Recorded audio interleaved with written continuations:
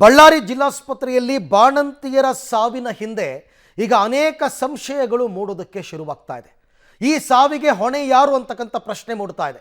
ಆರೋಗ್ಯ ಮತ್ತು ಕುಟುಂಬ ಕಲ್ಯಾಣ ಇಲಾಖೆ ಮತ್ತು ಸರ್ಕಾರ ಈ ಸಾವಿನ ಹೊಣೆಯನ್ನು ಹೊತ್ಕೊಳ್ಳುತ್ತಾ, ಯಾಕೆಂದರೆ ಮಾಡಿದ ತಪ್ಪನ್ನೇ ಮತ್ತೊಮ್ಮೆ ಮಾಡುವ ಮುಖಾಂತರ ಬಾಣಂತಿಯರ ಸಾವಿಗೆ ಆರೋಗ್ಯ ಇಲಾಖೆ ಕಾರಣವಾಯ್ತಾ ಅಂತಕ್ಕಂಥ ಪ್ರಶ್ನೆ ಮೂಡ್ತಾ ಇದೆ.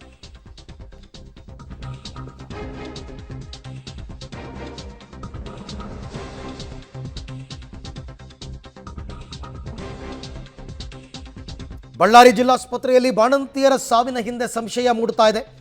ಬಾಣಂತಿಯರ ಸಾವಿಗೆ ಈ ಗ್ಲೂಕೋಸ್ ಮಾದರಿಯ ದ್ರಾವಣ ಕೊಟ್ಟಿದ್ದೇ ಕಾರಣ ಆಯ್ತಾ ಅಂತ. IV ರಿಂಗರ್ ಲ್ಯಾಕ್ಟೇಟ್ ಅಂತ, IV ಬಿಡಿ, ಇಂಟ್ರಾವಿನಸ್ ಅದು ಎಲ್ಲರಿಗೂ ಕೊಡ್ತಾರೆ. Ringer lactate ಕಂಪ್ನಿಯದು. ಆ ರಿಂಗರ್ ಲ್ಯಾಕ್ಟೇಟ್ನ ಒಂದು ಬ್ಯಾಚ್ನ ಔಷಧಿಯಿಂದ ಈ ಸಾವುಗಳಾಗ್ತಾ ಇದೆಯಾ? IV ರಿಂಗರ್ ಲ್ಯಾಕ್ಟೇಟ್ನ ಒಂದು ಬ್ಯಾಚ್ ಔಷಧಿ ಬಳಕೆಗೆ ಈಗ ತಡೆ ಹಿಡಿಯಲಾಗಿದೆ. ಬ್ಯಾಚ್ ಸಂಖ್ಯೆ 26.2.9 ಇದರ ಬಳಕೆಯನ್ನು ವಾಪಸ್ ಪಡೆದಿದೆ ಆರೋಗ್ಯ ಇಲಾಖೆ. ಬಳ್ಳಾರಿ ಜಿಲ್ಲಾಸ್ಪತ್ರೆಯಿಂದ ಮತ್ತೆ IV ರಿಂಗರ್ ಲ್ಯಾಕ್ಟೇಟ್ ಮಾದರಿ ಗುಣಮಟ್ಟದ ಪರೀಕ್ಷೆಗೆ ಮುಂದಾಗಿದ್ದಾರೆ. ಲ್ಯಾಬೊರೇಟರಿ ಕಳಿಸ್ಕೊಡ್ತಾ ಇದ್ದಾರೆ. ವರದಿ ಬಂದ ಬಳಿಕ ಆರೋಗ್ಯ ಇಲಾಖೆ ಮುಂದಿನ ನಿರ್ಧಾರ ಅಂತೆ. ಸದ್ಯಕ್ಕೆ ಅದನ್ನು ಯಾರಿಗೂ ಕೊಡಬೇಡಿ ಅಂತಂದ್ಬಿಟ್ಟು ಆದೇಶವನ್ನು ಮಾಡಿದ್ದಾರೆ. ಅಷ್ಟೇ ಅಲ್ಲ, ಆರೋಗ್ಯ ಮತ್ತು ಕುಟುಂಬ ಕಲ್ಯಾಣ ಇಲಾಖೆಯವರು ಒಂದು ಟಿಪ್ಪಣಿಯನ್ನು ಕೂಡ ಹೊರಡಿಸಿದ್ದಾರೆ. ತಾಯಿ ಮರಣಗಳ ಕುರಿತು ಸಂಕ್ಷಿಪ್ತ ಟಿಪ್ಪಣಿ.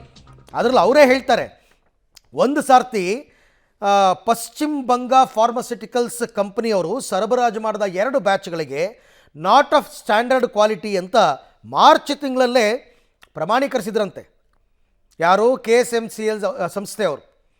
ಈಗ 192 ಬ್ಯಾಚ್ಗಳನ್ನ ಅವ್ರೇನು ಬಿಡುಗಡೆ ಮಾಡಿದ್ರು, ಎಲ್ಲ ಬಳಕೆಯಿಂದ ತಡೆ ಹಿಡಿದಿದ್ರು. ಆಮೇಲೆ ಸೆಂಟ್ರಲ್ ಡ್ರಗ್ ಲ್ಯಾಬೊರೇಟರಿ ಅವರು ಗುಣಮಟ್ಟದ ಪರೀಕ್ಷೆಯನ್ನು ಮಾಡಿ 84 ಬ್ಯಾಚ್ಗಳಿಗೆ ಸ್ಟ್ಯಾಂಡರ್ಡ್ ಕ್ವಾಲಿಟಿ ಅಂತ ಪ್ರಮಾಣೀಕರಣವನ್ನು ಕೊಟ್ಟಿರ್ತಾರೆ.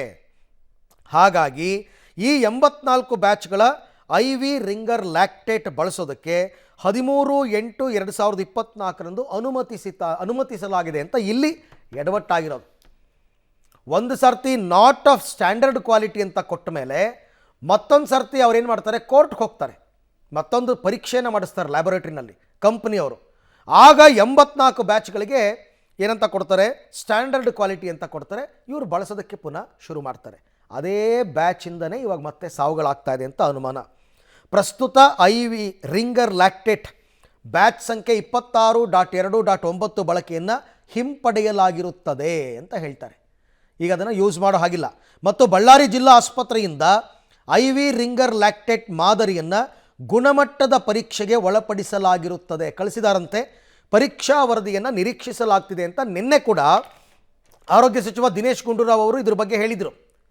ನಾವು ಈ ರೀತಿ ಆಗಿದೆ ಅಂತ. ಇದಕ್ಕೂ ಮೊದಲು ಒಂದು ತನಿಖಾ ಸಂಸ್ಥೆಯನ್ನೇ ಕಳಿಸ್ತಾರೆ ಇವರು.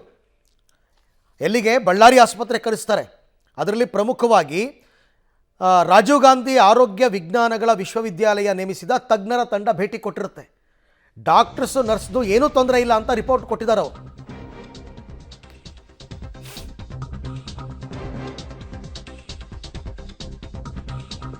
ಹಾಗಾದರೆ ಮಾನ್ಯ ಆರೋಗ್ಯ ಸಚಿವರೇ, ಈ ಸಾವಿಗೆ ಹೊಣೆ ಯಾರು ಅಂತಕ್ಕಂಥ ಪ್ರಶ್ನೆ. ಜನರ ಜೀವದ ಮೇಲೆ ಬೆಲೆ ಇಲ್ವಾ? ಜೀವದಕ್ಕೆ ಬೆಲೆನೇ ಇಲ್ವಾ? ಹಾಗಾದರೆ ಒಮ್ಮೆ ಬ್ಲ್ಯಾಕ್ ಲಿಸ್ಟ್ಗೆ ಹಾಕಿದಂತಹ ಕಂಪನಿಯಿಂದ ಮತ್ತೆ ಔಷಧ ಸರಬರಾಜು ಬೇಕಿತ್ತ ನಿಮಗೆ? ಒಂದು ಸರ್ತಿ ಬ್ಲ್ಯಾಕ್ ಲಿಸ್ಟ್ ಹಾಕಿದ್ದೀರಾ ನಿಮ್ಮ ಇಲಾಖೆಯವರೇ, ಪುನಃ ಯಾಕೆ ತಗೊಂಡ್ರಿ? ಈ ಹಿಂದೆಯೂ ಎಡವಟ್ಟು ಮಾಡಿತ್ತು ಬಂಗಾಳದ ಈ ಫಾರ್ಮಸ್ಯೂಟಿಕಲ್ ಕಂಪನಿ. ಕಳೆದ ಏಪ್ರಿಲ್ನಲ್ಲೇ ಕಪ್ಪು ಪಟ್ಟಿಗೆ ಸೇರಿಸಿತ್ತು ವೈದ್ಯಕೀಯ ಸರಬರಾಜು ನಿಗಮ. 192 ಬ್ಯಾಚ್ಗಳ ಬಳಕೆಗೆ ತಡೆ ಹಿಡಿದಿತ್ತು. ಮತ್ತೆ ಆಗಸ್ಟಲ್ಲಿ 84 ಬ್ಯಾಚ್ಗಳ ಬಳಕೆಗೆ ಅನುಮತಿ ಹೆಂಗೆ ಕೊಟ್ರಿ? ಹಾಗಾದರೆ ಕಂಪನಿ ಮತ್ತೆ ಕಪ್ಪು ಪಟ್ಟಿಯಿಂದ ಹೊರಗೆ ಬಂದದ್ದು ಹೇಗೆ? ಮತ್ತೆ ಅದೇ ಕಂಪನಿಗೆ ಟೆಂಡರ್ ನೀಡಿರುವ ಹಿಂದಿನ ಉದ್ದೇಶ ಏನು? ಅದಕ್ಕೆ ಕೇಳ್ತಾ ಇರೋದು. ನಿಮ್ಮ ಹಿತಾಸಕ್ತಿಗೆ, ನಿಮ್ಮ ವೈಯಕ್ತಿಕ ಹಿತಾಸಕ್ತಿಗೆ ಜನರ ಜೀವದ ಮೇಲೆ ಆಟ ಆಡ್ತಾ ಇದ್ದೀರಾ. ಒಂದು ಸರ್ತಿ ಬ್ಲ್ಯಾಕ್ ಲಿಸ್ಟ್ ಹಾಕ್ತೀರಾ, ಅದಾದ ನಂತರ ಒಂದು 4 ತಿಂಗಳಾದಮೇಲೆ ಪುನಃ ಅದೇ ಕಂಪ್ನಿಯವ್ರದ್ದು 84 ಬ್ಯಾಚ್ಗೆ ಪರ್ಮಿಷನ್ ತಗೋತೀರಾ, ಪುನಃ ಅದನ್ನೇ ಗೌರ್ನಮೆಂಟ್ ಹಾಸ್ಪಿಟಲ್ಗಳಿಗೆ ಸಪ್ಲೈ ಮಾಡ್ತೀರಾ. ಈಗ ಬಂದಿರೋ ಅನುಮಾನ ಆ ಸಾವಿಗೆ ಇದೇ ಔಷಧಿನೇ ಕಾರಣ ಅಂತ. ಅಗೈನ್ ಈ ಎಲ್ಲ ವಿಚಾರಕ್ಕೆ ಸಂಬಂಧಪಟ್ಟಂತೆ ಮತ್ತಷ್ಟು ಮಾಹಿತಿ ನನ್ನ ಕೊಲೀಗ್ ಲೋಕೇಶ್ ಅವರಿಂದ ಪಡ್ಕೊಳ್ಳೋಣ. ಲೋಕೇಶ್, ಸದ್ಯಕ್ಕೆ ಇವಾಗ IV ರಿಂಗರ್ ಲ್ಯಾಕ್ಟೇಟ್ನ ಒಂದು ಬ್ಯಾಚನ್ನು ಮತ್ತೆ ಪರಿಶೀಲನೆ ಕಳಿಸಿದ್ದಾರೆ. ರಿಪೋರ್ಟ್ ಬರಬೇಕು, ಎಲ್ಲ ಫೈನ್. ಪ್ರಶ್ನೆ ಇರ್ತಕ್ಕಂಥದ್ದು, ಒಮ್ಮೆ ಬ್ಲ್ಯಾಕ್ ಲಿಸ್ಟ್ಗೆ ಹಾಕಿದಂತಹ ಡ್ರಗ್ಸನ್ನು ಅಂದರೆ ಔಷಧಿಯನ್ನು ಮತ್ತೆ ನೀವು ಬಳಸೋದಕ್ಕೆ ಪರ್ಮಿಷನ್ ಕೊಟ್ಟಿದ್ದು ಹೇಗೆ? ಯಾರ ತಪ್ಪು ಇದರಲ್ಲಿ ಅಂತ? ಅರವಿಂದ್, ಇದರಲ್ಲಿ ಅಧಿಕಾರಿಗಳ ತಪ್ಪು, ಇಲಾಖೆಯ ತಪ್ಪು, ಜೊತೆಗೆ ವೈದ್ಯಕೀಯ ಔಷಧಿ ಸರಬರಾಜು ನಿಗಮದ ಮಹಾ ದೊಡ್ಡ ತಪ್ಪು ಇಲ್ಲಿ ಕಾಣಿಸ್ತಾ ಹೋಗ್ತಾ ಇದೆ. ಯಾಕೆ ಅಂತಂದರೆ ಏಪ್ರಿಲ್ ತಿಂಗಳಿನಲ್ಲೇ ಇದರಲ್ಲಿ ಸಮಸ್ಯೆ ಇದೆ, ಬಳಕೆ ಮಾಡಬೇಡಿ ಅಂತೇಳಿ ಏಪ್ರಿಲ್ ತಿಂಗಳಲ್ಲಿ ಸುತ್ತೋಲೆಯನ್ನು ಹೊರಡಿಸುತ್ತೆ. ಎಲ್ಲ ಆಸ್ಪತ್ರೆಗಳನ್ನು ಸುತ್ತೋಲೆ ಹೊರಡಿಸಿ ಔಷಧಿಯನ್ನು ಬಳಕೆ ಮಾಡಬೇಡಿ ಅಂತ ಹೇಳುತ್ತೆ. ತದನಂತರ ಅವರಿಗೆ ಚಾಲೆಂಜಿಂಗ್ ನೋಟಿಸನ್ನು ಕೊಡ್ತಾರೆ ಕಂಪ್ನಿಗೆ. ಆ ಚಾಲೆಂಜಿಂಗ್ ನೋಟಿಸ್ ಕೊಟ್ಟಾದ್ಮೇಲೆ ಆ ಕಂಪ್ನಿಯವರು ಕೋರ್ಟ್ಗೆ ಹೋಗಿ ಅದನ್ನು ಸಾಬೀತು ಮಾಡ್ಕೊಂಡು ಬರ್ತಾರೆ. ಒಮ್ಮೆ ಇದರಿಂದ ಸಮಸ್ಯೆ ಆಗಿದೆ ಅಂತ ಗೊತ್ತಾದ ಮೇಲೆ ಮತ್ತೆ ಅದೇ ಕಂಪ್ನಿಯಿಂದಲೇ ನೀವು ಟೆಂಡರ್ ಕರೆದು ಔಷಧಿಯನ್ನು ಸರಬರಾಜು ಮಾಡಿಸ್ಕೊಳ್ಳುವಂಥ ಅವಶ್ಯಕತೆ ಏನಿದೆ?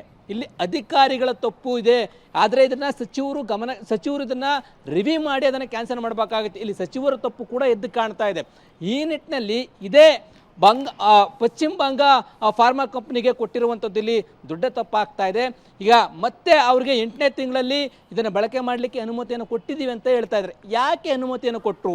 ಮಾರ್ಚ್ ಏಪ್ರಿಲ್ನಲ್ಲಿ ಬಾಣಂತಿಯರ ಸಾವಾಗಿದೆ. ಆ ಸಾವಾದಂಥ ಸಂದರ್ಭದಲ್ಲಿ ಅಲ್ಲಿ ಕಂಪ್ನಿಯ ತಪ್ಪು ಅಂತ ಹೇಳಿದೆ. ಅದು ಕೋರ್ಟ್ಗೆ ಹೋಗ್ಬಿಟ್ಟು ಅವರು ಪ್ರೂವ್ ಮಾಡ್ಕೊಂಬಂದು ಅಂತ ಅದೆಷ್ಟರ ಮಟ್ಟಿಗೆ ಸರಿ ಅಂತೇಳಿ ಇವರು ಮತ್ತೊಮ್ಮೆ ಅದನ್ನು ರೀಚೆಕ್ಕನ್ನು ಮಾಡಿಸ್ಬೇಕಾಗಿತ್ತು. ಆಗ ಲ್ಯಾಬ್ಗೆ ಕಳಿಸಿ ಅಲ್ಲಿ ಟೆಸ್ಟನ್ನು ಮಾಡಿಸ್ಕೊಳ್ಬೇಕಾಗಿತ್ತು. ಅದು ಕೂಡ ಮಾಡಿಸಿಲ್ಲ ಅನ್ನುವಂಥದ್ದು ಮೇಲ್ನೋಟಕ್ಕೆ ಕಂಡು ಬರ್ತಾ ಇದೆ. ಈಗ ಮತ್ತೆ ಅದೇ ಬ್ಯಾಚ್ನ ಬಂದಂಥ ಔಷಧಿ ಏನಿದೆ, ಆ ಕಂಪ್ನಿಯಿಂದ ಬಂದಂಥ ಔಷಧಿ ಏನಿದೆ, ಅದರಿಂದಾಗಿ ಈಗ ಸಾವಾಗಿದೆ ಅನ್ನುವಂಥ ಶಂಕೆಯನ್ನು ವ್ಯಕ್ತಪಡಿಸ್ತಾ ಇದ್ದಾರೆ. ಲ್ಯಾಬ್ಗೆ ಆ ಔಷಧಿಯನ್ನು ಕಳಿಸಿರುವಂಥದ್ದು, ಆ ಔಷಧಿಯ ರಿಪೋರ್ಟು ಮುಂದಿನ 1 ವಾರ ಅಥವಾ 10 ದಿನಗಳಲ್ಲಿ ಬರುತ್ತೆ. ಬಂದಾದ ಬಳಿಕ ಏನು ಕ್ರಮ? ಬ್ಲ್ಯಾಕ್ ಲಿಸ್ಟ್ಗೆ ಹಾಕಿದ್ದಂಥ ಕಂಪ್ನಿನ ಮತ್ತೆ ಅದೇ ಕಂಪ್ನಿಗೆ ಟೆಂಡರ್ ಕೊಟ್ಟು ಔಷಧಿ ಸರಬರಾಜು ಮಾಡಿಕೊಳ್ಳುವಂಥದ್ದು ಅಂಥದ್ದೇನಿತ್ತು? ಇಲ್ಲಿ ಇವರ ಹಿತಾಸಕ್ತಿ ಅಡಗಿರುವಂಥದ್ದು, ಜೊತೆಗೆ ಅಧಿಕಾರಿಗಳ ನಿರ್ಲಕ್ಷ್ಯ. ಮೊದಲು ಔಷಧಿ ಸರಬರಾಜು ನಿಗಮ ಮಾಡಿರುವಂಥ ದೊಡ್ಡ ತಪ್ಪು ಯಾರು ಅಧಿಕಾರಿ ಮಾಡಿದರೆ ಅವ್ರನ್ನ ಅಮಾನತು ಮಾಡಬೇಕಾಗತ್ತೆ. ಮುಂದೆ ಎಲ್ಲೆಲ್ಲಿ ಇದು ಸರಬರಾಜಾಗಿದೆ ಕಂಪ್ಲೀಟ್ ಈಗಾಗಲೇ ಸುತ್ತಲೇ ಹೊಡಿಸ್ಬಿಟ್ಟಿದ್ದಾರೆ. ಮತ್ತೊಮ್ಮೆ 5ನೇ ತಿಂಗಳಲ್ಲಿ ಹೊಡಿಸಿ ಸುತ್ತಲೇ ಅಲ್ಲ, ಈಗ ಮೊನ್ನೆ 5 ಬಾಣಂತಿಯರ ಸಾವಾದ ಬಳಿಕ ಕೂಡ ಸುತ್ತಲೇ ಹೊಡಿಸಿದ್ರೆ ಯಾವುದೇ ಸರ್ಕಾರಿ ಆಸ್ಪತ್ರೆಗಳಲ್ಲಿ ಈ ಒಂದು ಔಷಧಿ ದ್ರಾವಣವನ್ನು ಬಳಸಬಾರ್ದು ಅಂತೇಳಿ ಸುತ್ತಲೇ ಹೊಡಿಸಿದರೆ ಇಲ್ಲಿ ಅಧಿಕಾರಿಗಳ ತಪ್ಪು ಎದ್ದು ಕಾಣ್ತಾ ಹೋಗ್ತಾ ಇದೆ. ತನಿಖೆ ಆಗ್ತಾ ಇರುವಂಥದ್ದು, ತನಿಖೆಯನ್ನು 10 ದಿನಗಳಲ್ಲಿ ರಿಪೋರ್ಟ್ ಸಲ್ಲಿಕೆ ಆದ ಬಳಿಕ ಮತ್ತೆ ಏನು ಕ್ರಮ ವಹಿಸ್ತಾರೆ? ಅದೇ ರೀತಿಯಲ್ಲಿ ಬ್ಲ್ಯಾಕ್ ಲಿಸ್ಟಲ್ಲಿ ಇದ್ದಂಥ ಕಂಪ್ನಿಗೆ ಮತ್ತೆ ಟೆಂಡರ್ ಕೊಡ್ತಾರಾ ಅನ್ನುವಂಥದ್ದನ್ನ ಕಾದು ನೋಡಬೇಕಾಗಿದೆ. ರೈಟ್ ಲೋಕೇಶ್, ಥ್ಯಾಂಕ್ ಯು, ತಮ್ಮೆಲ್ಲ ಮಾಹಿತಿಗೆ ಧನ್ಯವಾದ. ಬ್ಲ್ಯಾಕ್ ಲಿಸ್ಟಲ್ಲಿರೋ ಔಷಧಿಯನ್ನು ಪುನರ್ಬಳಕೆ ಮಾಡ್ಕೊಳ್ಳೋಕ್ಕೆ ಅಧಿಕಾರ ಕೊಟ್ಟವ್ರು ಯಾರು? ಇದು ಪ್ರಶ್ನೆ ಇವಾಗ.